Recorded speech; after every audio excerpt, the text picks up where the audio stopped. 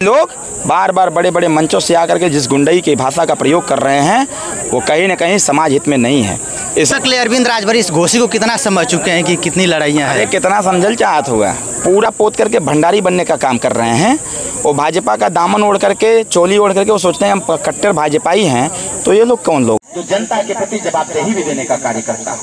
और अगर हम और आप हम सब लोग आकलन करें तो पूर्व में जब सपा और बसपा की सरकारें रही तो कहीं न कहीं सपा के कृत्यों से आहत होकर के हम सब। नमस्कार, हमारे 7वें चरण का चुनाव इस उत्तर प्रदेश का समापन होने के कगार पर 1 तारीख को चुनाव है और हमारे साथ इस घोसी लोकसभा के प्रत्याशी डॉक्टर अरविंद राजभर जी अपने सिस्टर के गांव में आज जनचौपाल लगा रहे हैं। क्या जरूरत पड़ी कि आप अपने सिस्टर के गांव में जनचौपाल लगा रहे हैं? क्या संतुष्ट नहीं है क्या उनसे? नहीं, मैं पूरा संतुष्ट हूँ भाई, ये प्रश्न नहीं खड़ा होता है। अरे सिस्टर के अलावा भी गाँव में लोग रहते हैं और सभी लोग ये चाहते भी हैं कि अरविंद राजभर को एक बार हम लोग देखें। यहाँ मैं जब छोटा था तब बहुत आता जाता रहता था, लोगों की मांग थी इसलिए हम आए हैं यहाँ पर। और मैं जानता हूँ कि अपना घर है, अपना गांव है, ज़रूर लोग मजबूती के साथ आगे बढ़ेंगे। अब तक ले अरविंद राजभर इस घोषी को कितना समझ चुके हैं कि कितनी लड़ाइयाँ हैं? कितना समझल चाहत हुआ, पूरा समझ चुका हूँ और शायद मैं इसी समझदारी की वजह से आज विरोधियों के छक्के छुड़ा दिया हूँ। सबको पता चल गया है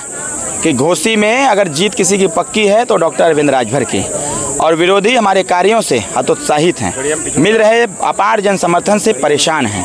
कहीं न कहीं आने वाला समय 1 तारीख को छड़ी का बटन दबेगा, 4 तारीख को परिणाम घोसी के पक्ष में आएगा।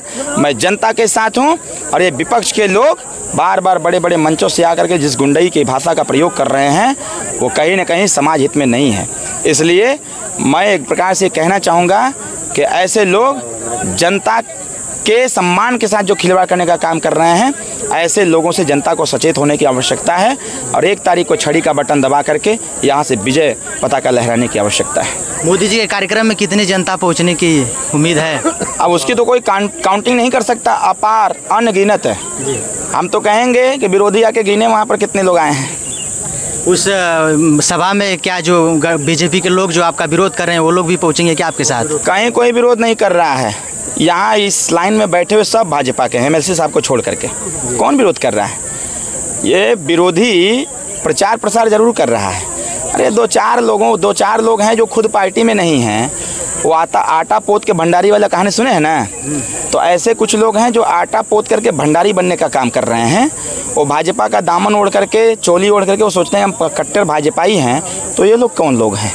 यहाँ से लेके यहाँ तक, यहाँ इतने लोग खड़े हैं, ये लोग कौन लोग हैं? ये सब के सब भारतीय जनता पार्टी के लोग हैं और सब लोग पूरी तन्मयता, पूरी ताकत के साथ इस घोसी सीट को जीतने के लिए पूरी ताकत झोंक लड़ने का। मुद्दा तो हमारे अनगिनत हैं, हम किन किन मुद्दों की चर्चा करें?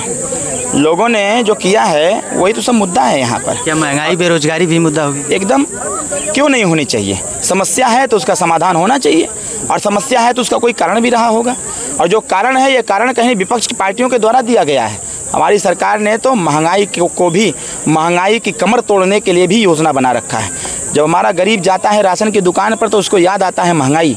हमारी सरकार ने कहा कि अब राशन की दुकान पर नहीं जाओगे, उसको घर पर राशन पहुंचाने का काम किया जा रहा है। जब हमारे गरीब जाते हैं हॉस्पिटल में तो उसको समझ में आता है। हमारी सरकार ने कहा कि हॉस्पिटल में जाओगे तब जब आयुष्मान कार्ड बनेगा, 5 लाख रुपए का इलाज होगा। और ऐसे तमाम मुद्दे हैं जो महंगाई की कमर तोड़ रहा है। इस पर ध्यान विपक्षियों का नहीं है कि हमारी सरकार क्या कर रही है। विपक्षियों का ध्यान बस इस पे है कि ये तो गड़बड़ हो गया, वो तो गड़बड़ हो गया।